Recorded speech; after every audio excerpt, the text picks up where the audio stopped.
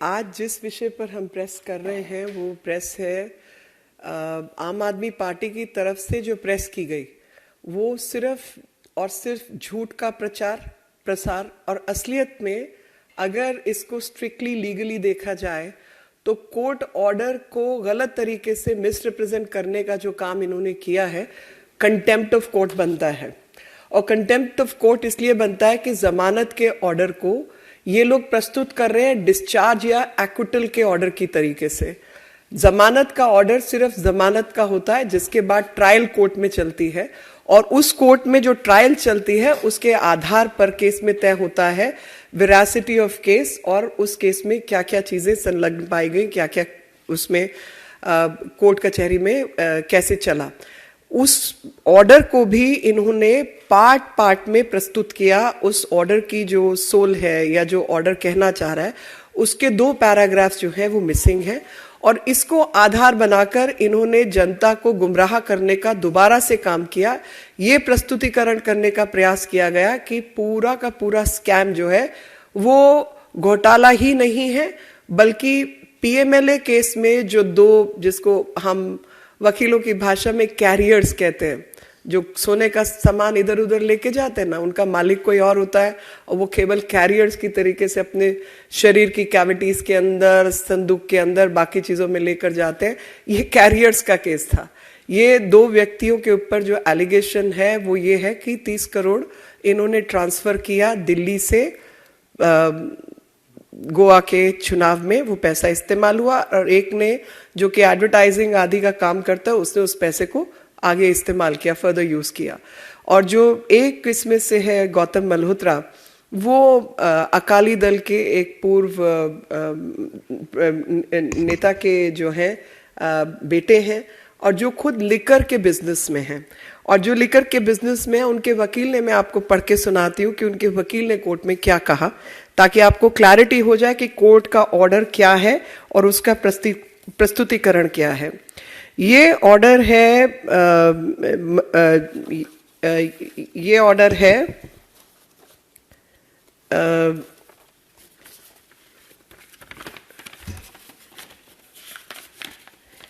31/2022 का और इसमें लिखा गया है जो पैराग्राफ 80 से पहले मैं आपको पढ़ के बताती हूँ। पैराग्राफ 71 जिसमें इन्होंने कहा है 73 paragraph, Dinesh Arora date under section 161 CRPC in the CBI case and being referred to by learned senior counsel for the applicant go to show that the applicant and his family members were coerced and threatened to pay 6% commission out of their profits as bribe or kickback, or otherwise their manufacturing units in Punjab will be shut down by the ruling AAP in the said state, and hence in the light of the above, learned senior counsel appears to be right in making a submission that even if the applicant agreed to pay or actually paid any such amounts as bribe or towards repayment of the kickback, it was not paid with requisite criminal intent or mens rea to commit an offence. What to say of a serious offence like offence of money laundering under PMLA? He has also referred to the above quoted observations made in para number 388 of the judgment. वो आगे कचहरी के जो normal cases हैं उनको इसने site किया है। यानी उसमें जो वकील ने जमानत लेते हुए कोर्ट में बयान दिया, आर्ग्यू किया, तो उसने ये कहा कि 6% कमीशन जो है वो इनसे उगराई के रूप में लिया गया था और इनको धमकी दी गई थी कि अगर आप ये उगराई का पैसा नहीं दोगे तो आम आदमी पार्टी की सरकार रहते आपका शराब का मैन्युफैक्चरिंग का जो बिजनेस चल रहा है वो हम पंजाब में तो चलने नहीं देंगे, वो बंद कर देंगे। उसको संज्ञान में लेते हुए कोर्ट के सामने आर्ग्यूमेंट हुआ कि किसी भी क्राइम को करने के लिए मेंस रिया यानी मानसिक अवस्था कि मैं अपराध करना चाहता हूं वो आवश्यक है। इस केस के अंदर जो मल्होत्राज हैं उनको बाजू मरोड़ के ये पैसा वसूला गया था, अगर मान भी लिया जाए कि ये पैसा इन्होंने दिया। और सेकेंडली जो भी ऑब्जर्वेशंस कोर्ट ने दी हैं वो ऑब्जर्वेशन एक पर्ची को लेकर दी हैं जो ट्रांसफर का जो पैसा है, अब हम लोग को जो भी क्षेत्र में काम करते हैं पता है कि हवाला का काम पर्चियों के ऊपर होता है। फोन इन्होंने डिस्ट्रॉय किए हैं, व्हाट्सएप कॉल्स इन्होंने डिस्ट्रॉय किए हैं, और जो पर्ची के ऊपर कच्ची पर्ची पे काम करता है वो पर्ची संभालने के लिए तो नहीं रखेगा, वो पर्ची डिस्ट्रॉय की है। लेकिन जब ट्रायल चलेगी, जब कोर्ट के अंदर बयान होंगे, क्रॉस एग्जामिनेशन होगा, उसके आधार पर यह तय होगा कि क्रिमिनलिटी या अपराध कितना है कितना नहीं। जमानत का जो ऑर्डर होता है वो एक्विटल का या डिस्चार्ज का ऑर्डर नहीं है। इसलिए मैं ये मांग करती हूं कि ऐसे लोगों के खिलाफ जो कोर्ट के ऑर्डर के साथ खिलवाड़ कर रहे हैं, लोगों की ओपिनियन बदलने के लिए झूठा इस्तेमाल कर रहे हैं, कंटेम्प्ट की प्रोसीडिंग्स चलनी चाहिए, क्योंकि आए दिन का इन्होंने, इस पार्टी ने एक झूठा तमाशा बना रखा है, कोर्ट प्रोसीडिंग्स का भी और जनता के मानस का भी। अगला पैराग्राफ जो मैं आपको पढ़ के इसी ऑर्डर का सुनाना चाहती हूं, जिसके ऊपर आम आदमी पार्टी ने प्रेस कॉन्फ्रेंस की, वो है पैराग्राफ 80। पैराग्राफ 80 कहता है इसी जजमेंट का, ऑर्डर का, not judgement but order, however it is made clear that the observations made in this order are only for the purpose of deciding the bail applications of the applicants, and nothing contained in this order shall tantamount to the expression of any opinion on merits of the case।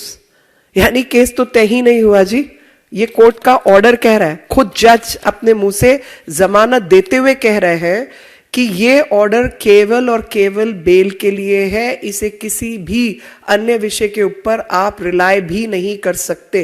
ये court का order कह रहा है, और इस order के चलते इन्होंने इस प्रकार की प्रेस कॉन्फ्रेंस की, जिसमें यह कहा कि पूरा केस झूठा है, कोई घपला घोटाला हुआ ही नहीं, और केवल मात्र जमानत 2 लोगों को मिल गई, जो कि उनका वकील कोर्ट में खड़े होकर आर्ग्यू कर रहा है कि मान भी लिया जाए कि 6% अगर हमने किकबैक दिया तो वो हमने किकबैक एक ऐसी अवस्था में दिया जहां पर हमारी बाजू मरोड़ के ये पैसे हमें धमकी देके वसूले गए थे।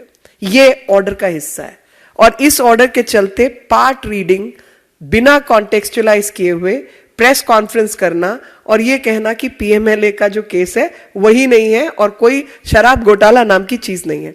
अब शराब घोटाला के ऊपर मैं दोबारा अपने आपके माध्यम से देश दुनिया को बताना चाहती हूँ कि जब मनीष सिसोदिया की जमानत रिजेक्ट हुई, वो भी कुछ दिन पहले ही रिजेक्ट हुई थी, उसके अंदर कोर्ट की ऑब्जर्वेशन क्या है वो भी आप संज्ञान में लें, और आपको पता चलेगा कि किस प्रकार से इन्होंने पूरे मामले को ऑब्फ्यूस्केट करने का प्रयास किया है। पहला तो इसमें मैं आपको ये है जो एप्लीकेशन, जो बेल एप्लीकेशन रिजेक्ट हुई है वो 28 अप्रैल को हुई है। इसमें पैरा 37 है, और पैरा 37 पूरे तरीके से डिस्कस कर रहा है that it is also the case of prosecution that during this period the co-accused Vijay Nair was very active, and he was acting as per the instructions of this applicant and his other colleagues, and he was constantly in touch with different stakeholders in liquor business to help them in getting prepared a favorable excise policy. He had demanded a huge illegal gratification in advance. For the said purpose, it is stated that the certain WhatsApp chats and other records collected during the course of investigation have revealed that some persons who were part of the South liquor lobby had planned 2-3 visits to Delhi, and it goes on to describe कि विजय नायर ने business के लिए किस hotel में रुके, क्या क्या काम था, और बिना गवर्नमेंट GOM की रिपोर्ट के बिना Vijay Nair had met them on 16th March 2021, and they had used the business center of the hotel for taking printout of some documents which allegedly consist of 36 pages and is being claimed to be the draft of GOM report. Group of Ministers की report के जो 36 page हैं उसका printout लिया गया. It is also being alleged that the draft of GOM report dated 15th March 21 has been recovered from the computer of the applicant, in which there were provisions of 5% profit margin for wholesalers and eligibility criteria of turnover of rupees 100 crores only. तो 100 करोड़ की जो बार बार 100 करोड़ आ रहा है वो 100 करोड़ यहां से आ रहा है। जिस चीज के प्रिंट आउट इन्होंने लिए वो इनके कंप्यूटर से भी वो कागज निकले हैं। ग्रुप ऑफ मिनिस्टर्स की रिपोर्ट इनके कंप्यूटर से निकली है जिसमें 5% प्रॉफिट मार्जिन की बात की गई है और इसमें जो रिकवरी है कंप्यूटर की वो भी कॉन्फ्रेंस हॉल में रखा गया था। पूरी किकबैक 90 करोड़ जो है साउथ लिकर लॉबी से कैसे ली गई, ये पैराग्राफ 37-38 में बहुत अच्छे से डिस्क्राइब्ड है। और evidence collected so far also prima facie corroborates this allegation, ये भी कोर्ट की ऑब्जर्वेशन है। उसके बाद पैरा 62 है जिसमें कहा गया है कि further some evidence is also alleged to have surfaced during investigation to show that some of the above kickback or bribe amount received from South Lobby was spent on utilized in connection with election campaign of the Aam Aadmi Party in Goa, and some cash payments through Hawala channels were alleged to have been sent to Goa for bearing the said expenses, and even some fake invoices are alleged to have been created as a cover-up for the cash amounts transferred through Hawala channels. ये मनीष सिसोदिया की bail application rejection के समय पर court की observation है। It is stated the above cash transfers were made as per instruction of the co-accused Vijay Nair, who was representative of the applicant in Aam Aadmi Party and also the media in charge of AAP, looking after the work related to said elections, and he also roped in a company named MS Chariot Productions Media Private Limited. Why am I quoting MS Chariot Production Private Limited? क्योंकि ये राजेश जोशी का नाम इसमें आता है और राजेश जोशी है जिसको बेल मिली है, लेकिन राजेश जोशी की कंपनी को हवाला का पैसा ट्रांसफर करने के लिए इस्तेमाल किया गया, और जो कोर्ट की ऑब्जर्वेशन है वो उन हवाला की पर्चियों को लेकर है। जाहिर तौर पे पर्चियां संभाली नहीं जाती, और जब ट्रायल चलेगी तो बयान में वो बातें कोरॉबरेट होंगी। जो व्यक्ति विटनेस है उसकी क्रॉस एग्जामिनेशन होगी, उस क्रॉस एग्जामिनेशन के आधार पर वेरासिटी ऑफ स्टेटमेंट को टेस्ट किया जाएगा। ये है so far as things regarding Mr. Joshi, Rajesh Joshi are concerned. Thus, in view of the background, this is para 63, serious nature of allegations made and role played by the applicant in above criminal conspiracy, his connection with the activities relating to generation or acquisition and use, etc. of the above proceeds of crime within the meaning of section 3 of PMLA, and the oral and documentary evidence collected in support of the same, and as placed for perusal of the court, this court is of the considered opinion that even if the rigors and restrictions contained under section 45 of the PMLA are viewed and construed reasonably, the prosecution has still been able to show a genuine and prima facie case for involvement of the applicant in commission of the alleged offense of money laundering. तो money laundering का case भी है और शराब का घोटाला भी है, क्योंकि पॉलिसी को लेकर भी कोर्ट की ऑब्जर्वेशन है कि पॉलिसी की जो पॉलिसी बनी है वो गलत बनी है, और उसमें मुफ्तखोरी और पैसा कमाने के लिए पॉलिसी को इस तरीके से करप्ट तरीके से बनाया गया ताकि ये एक बहुत सीरियस इकोनॉमिक ऑफेंस है, और उस इकोनॉमिक ऑफेंस के चलते देश की जनता को, समाज को बहुत नुकसान हुआ है। और जो एविडेंस कलेक्ट की गई है इन्वेस्टिगेशन के दौरान वो काफी वॉल्यूमिनस है। The evidence is voluminous. That is the statement made in while rejecting Manish Sisodia's bail application, and thus commission of offense is found there. Involvement of the accused is also found, and thus application is rejected. और इस order में भी क्या लिखा है, जैसे मैंने para 80 पढ़ा था आपके संज्ञान के लिए, कि ये जो order है ये केवल और केवल जमानत के विषय पर है, इसका संज्ञान किसी और पक्ष से नहीं लिया जाता। ये डिस्चार्ज ऑर्डर नहीं है, ये एक्विटल का ऑर्डर नहीं है, क्योंकि एक्विट कोई व्यक्ति होता है जब पूरी गवाहियां हो जाती हैं और उसके बाद कोर्ट जो है छोड़ता है, वो एक्विटल होता है। डिस्चार्ज होता है at the time of filing of chargesheet, charges के ऊपर केस में बहस होती है, और कुछ व्यक्ति के खिलाफ अगर कुछ चीजें नहीं पाई जाती तो उसको उस स्टेज पर डिस्चार्ज किया जाता है। ये वो भी ऑर्डर नहीं है, ये बहुत इनिशियल स्टेज का जमानत का ऑर्डर है। और जमानत किस कंडीशन पे दी गई है, जहां पर वकील ने कोर्ट में खड़े होकर बहस की है कि हम भी विक्टिम हैं, क्योंकि आम आदमी पार्टी के लोगों ने हमारी बाजू मरोड़ के हमसे पैसा लिया है, और हमसे कहा गया कि अगर आप पैसा नहीं देंगे तो हम आपका धंधा पानी पंजाब में बंद कर देंगे। इसकी वजह से हमको इनको पैसा देना पड़ा। ये कोर्ट का आर्ग्यूमेंट है कि even if this is assumed then we were only acting because there were coercion and pressure on us. That is so far as Mr. Malhotra's bail application is considered. In this para 65, जो मनीष सिसोदिया की bell reject करने के बाद court ने जो order किया है वो भी मैं आपको पढ़ के सुनाना चाहती हूँ. However, nothing contained in this order shall tantamount to expression of opinion on merits of the case. E-copy of this order be sent दस्ती etc. यानी दोनों कोर्ट्स, क्या कॉमनैलिटी है, दोनों कोर्ट्स ऑर्डर पास कर रहे हैं केवल जमानत के ऊपर. दोनों कोर्ट्स की जो स्टैंडर्ड ऑपरेटिंग लाइंस होती हैं वो दोनों में लिखी गई हैं कि this order does not amount to discharge और acquittal and is not on merits. Merits पे ऑर्डर कब पास होता है? जब चार्जशीट के बाद चार्ज पे बहस होती है या फिर ट्रायल चलने के बाद एक्विट किया जाता है. इनिशियल स्टेज के जमानत के ऑर्डर को एक्विटल या डिस्चार्ज का ऑर्डर बताकर यह कहना कि कोई घपला घोटाला हुआ ही नहीं, 1 साल से हम परेशान हैं और बहुत शरीफ लोग हैं, बहुत ईमानदार लोग हैं, ये कंटेम्प्ट ऑफ कोर्ट है, ये कंटेम्प्ट ऑफ एजेंसीज है, ये कंटेम्प्ट ऑफ इंस्टीट्यूशंस है. क्योंकि इसको हमारी भाषा में चोरी और सीना चोरी कही जाती है कि पहले तो देश का नुकसान करेंगे, पैसा चोरी करेंगे और तमाम घोटाले घपलों में फंसे रहेंगे.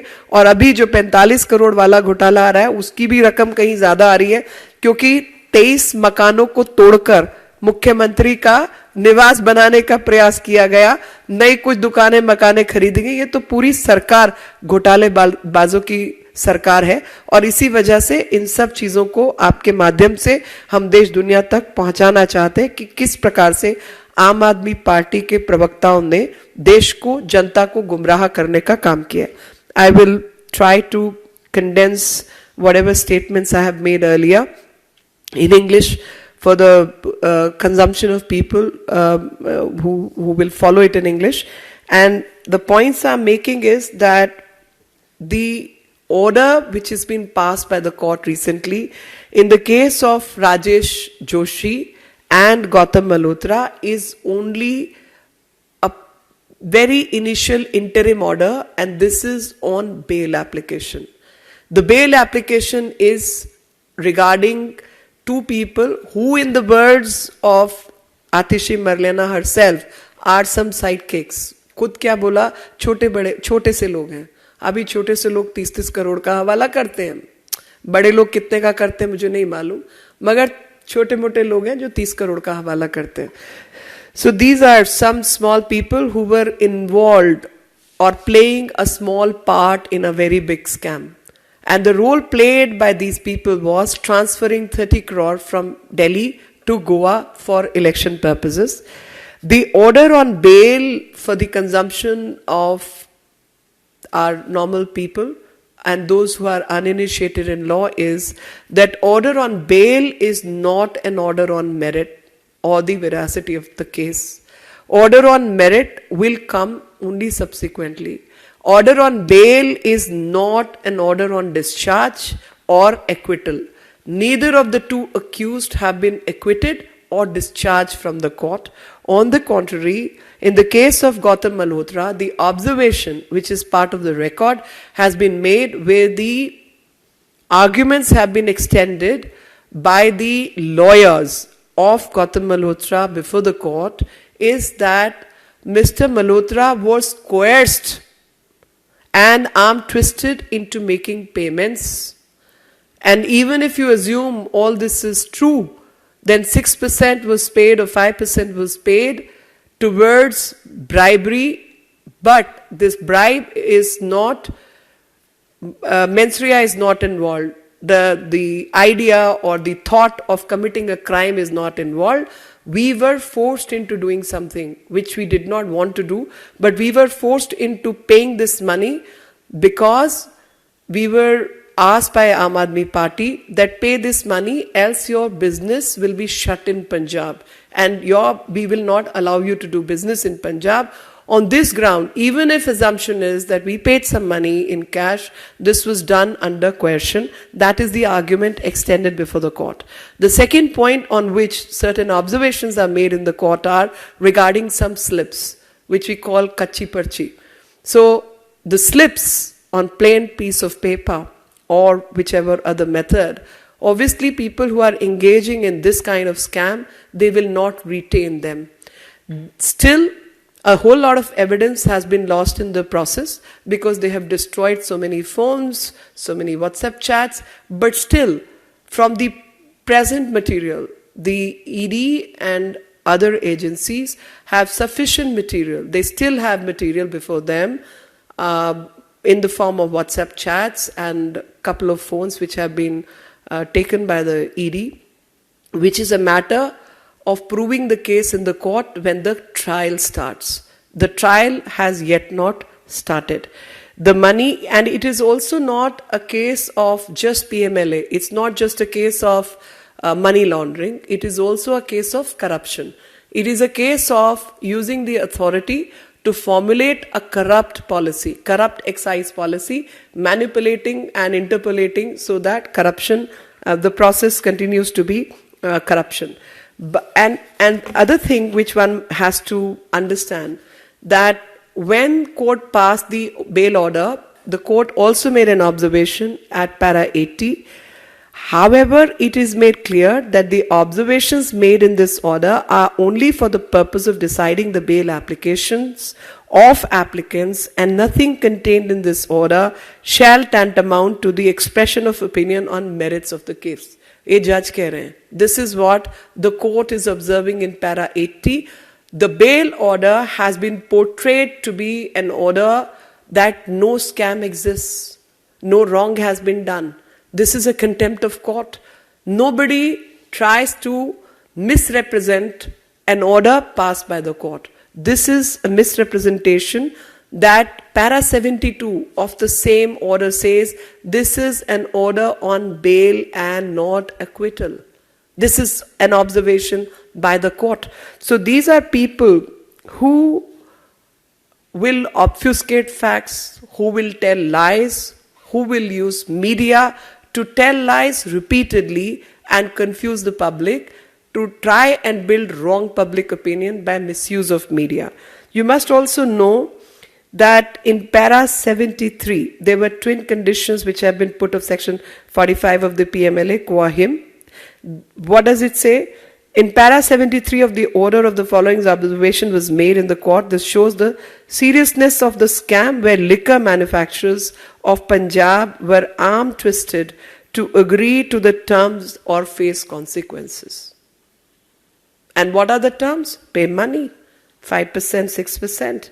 And then court also quoted that moreover, even the statements dated 24th of August 22 made under section 50 of the PMLA by witness Sri Sunny Marwa and Ms. Jasdeep Kaur Chadda of Messrs. Mahadev Liquor, which is another wholesale entity in liquor business in Delhi, being referred to from both sides, and the statement of approver Dinesh Arora dated 21st September 22 made under section 161 CRPC in the CBI case and being referred to by learned counsel for the applicant go to show that the applicant and his family members were coerced and threatened to pay 6% commission out of their profits as bribe or kickback, or otherwise their manufacturing units in Punjab will be shut down by the ruling Aam Aadmi Party and in the said state, and hence in the light of the above learned counsel appears to be right in making a submission that even if the applicant agreed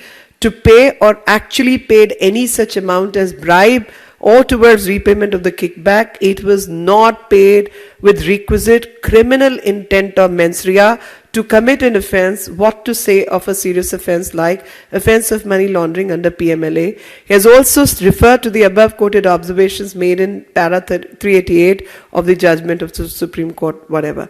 The criminal intent or mens rea for commission of these said offences missing.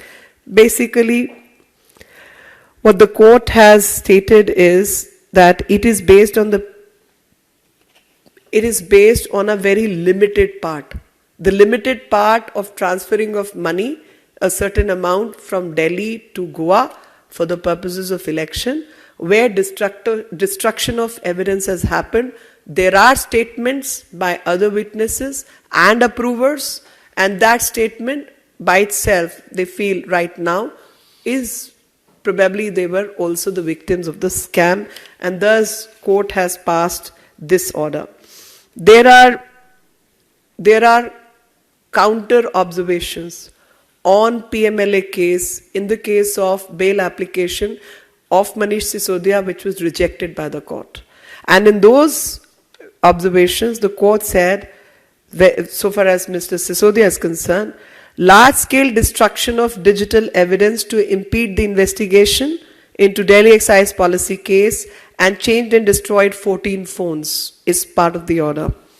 In para 38, the court clearly makes the observation that the draft liquor policy and various versions of it, wherein certain sections were modified to profit the accomplices, were collected as evidence.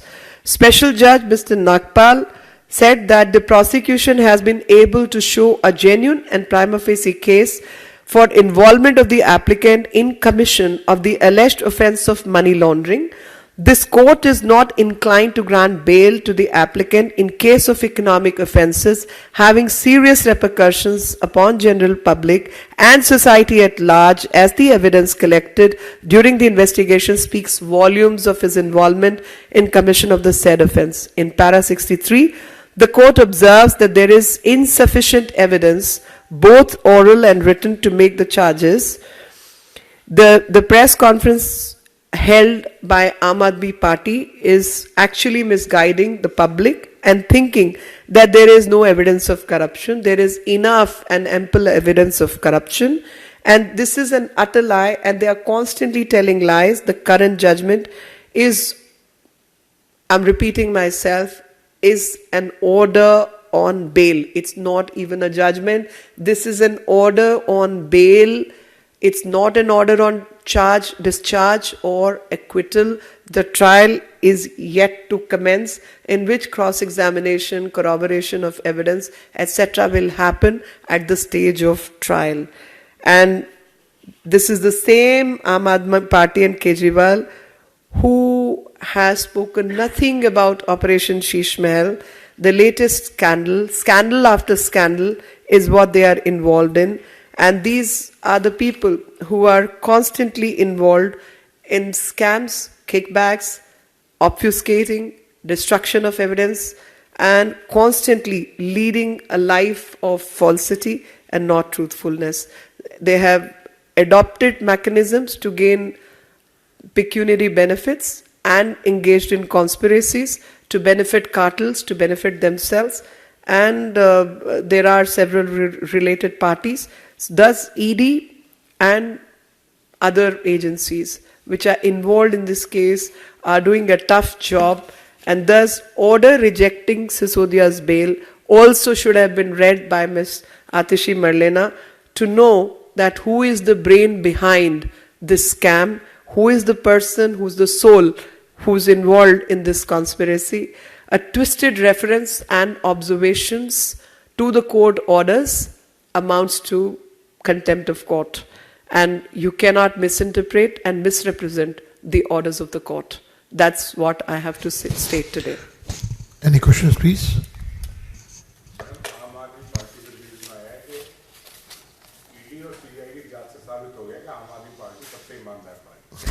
देखिए सब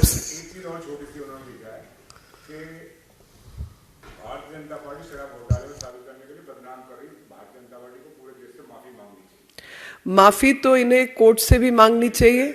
मैं press release को तो लगा के, अगर मेरे हाथ, मतलब मैं तो खैर कोर्ट जा नहीं सकती अभी, लेकिन मुझे लगता है कि जो भी लोग इसमें होंगे वो एजेंसी बात पे निर्णय जरूर लेंगे कि ये प्रेस रिलीज जिसमें पैरा 80 लिखा हुआ है और कोर्ट ने खुद ऑब्जर्वेशन दी है कि ये केवल जो ऑर्डर है, जो जजमेंट है, जो ऑर्डर है, जजमेंट भी नहीं है एक्चुअली, ये ऑर्डर केवल और केवल जमानत के लिए इस्तेमाल होगा.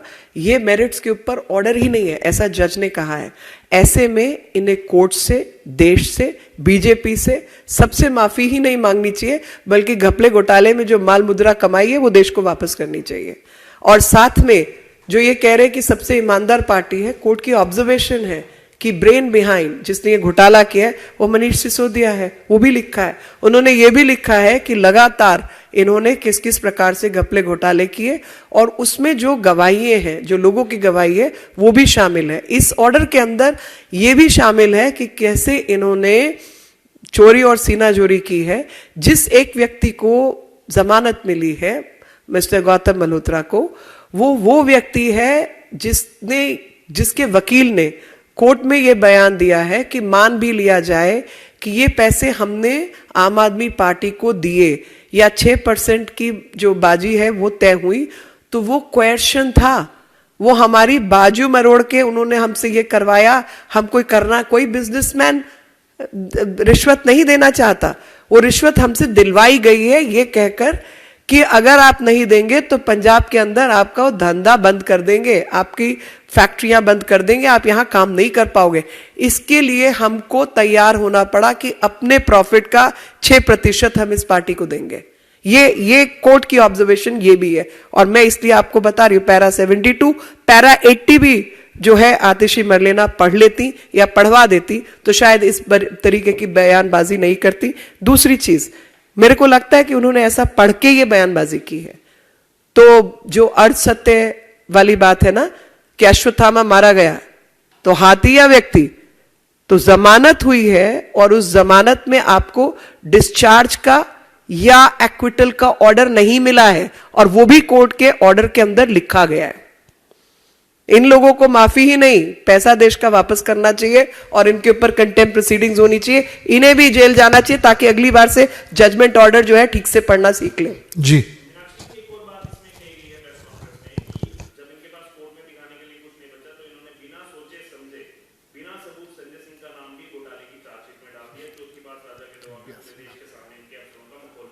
देखिए, कोर्ट के अंदर इनको या तो ये बहुत शातिर हैं जिस पे ये झूठ बोलते हैं, या ये अज्ञानी हैं जिनको कोर्ट कचहरी समझ नहीं आती।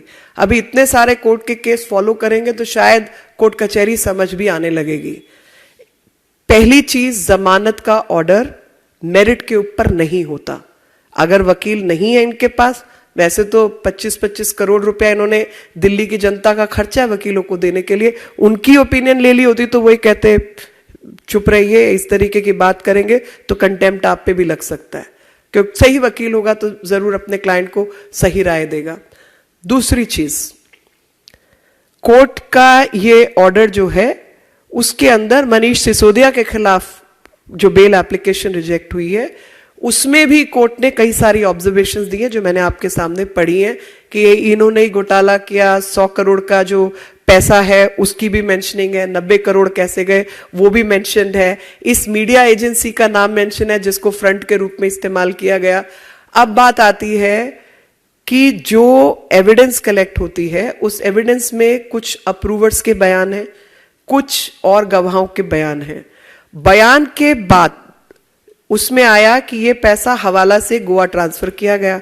अब गोवा से अगर हवाला के द्वारा पैसा ट्रांसफर हुआ है तो वो कच्ची पर्ची चलती है। कच्ची पर्ची जाहिर तौर पे संभाल के तो नहीं रखी होगी, वो डिस्ट्रक्शन ऑफ एविडेंस है। लेकिन जब ये मामला कोर्ट में जाएगा, क्रॉस एग्जामिनेशन होगी, तो इस चार्ज को स्पेसिफिकली प्रूव किया जाएगा कि कच्ची पर्ची पे पैसा ट्रांसफर हुआ या नहीं हुआ। खाली जबान पे भी, खाली स्टेटमेंट पे भी वो बात प्रूव हो सकती है अगर आप की क्रॉस एग्जामिनेशन उस व्यक्ति को तोड़ने में नाकामयाब है, आप उसको झूठा नहीं प्रूव कर पाए या आपने गलत प्रूव किया, दोनों चीजें हो सकती हैं। तो बयान, स्टेटमेंट आपके खिलाफ है, पर स्टेटमेंट के बाद बात आती है कि वो पैसा ट्रांसफर कैसे हुआ। तो वो पैसा जाहिर तौर पे जी चेक से थोड़ा ही ट्रांसफर हुआ है, कैश ट्रांसफर हुआ है, जिसमें कितने फोन डिस्ट्रॉय कर दिए गए हैं, खुद का बयान है, कितनी एविडेंस जो है वो खत्म कर दी गई है। लेकिन उसके अलावा ईडी के पास जो है और बाकी एजेंसीज के पास इनकी काफी सारी व्हाट्सएप कॉल्स, कई फोन्स, शायद 2 फोन या कुछ आज भी मौजूद हैं, जिसमें मनीष सिसोदिया के लिए उन्होंने कहा कि इन्होंने पॉलिसी का झालमेल किया, परसेंटेज बढ़ाई, लोगों से पैसा इकट्ठा किया, 100 करोड़ ट्रांसफर किए, ये सब भी उसका हिस्सा है। तो एक चीज को आप आइसोलेटेड तरीके से नहीं देख सकते। और मुझे इसलिए लगता है कि ये जो धोखा देने की आदत है वो इतनी अंदर तक चली गई है। ऐसा हो सकता है कि आप पूरा जजमेंट पढ़ें, आप पैरा 60 पढ़ें, 62 पढ़ें और पैरा 80 ना पढ़ें। पैरा 80 भी पढ़ा ही होगा ना।